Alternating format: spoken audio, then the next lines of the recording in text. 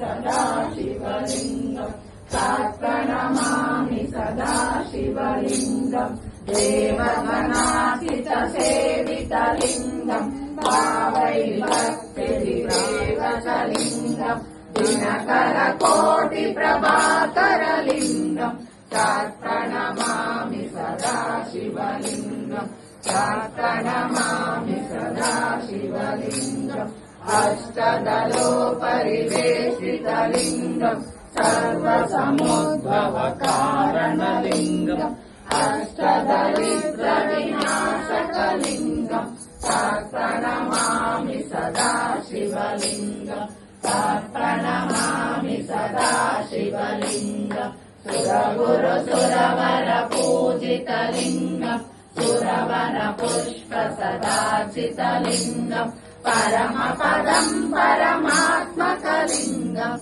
तत्प्रणमामि सदा शिवलिङ्गम् तत्प्रणमामि सदा शिवलिङ्गम् लिङ्गार्चनमिदम् पुण्यम् यः पठेत् शिवसन्निधौ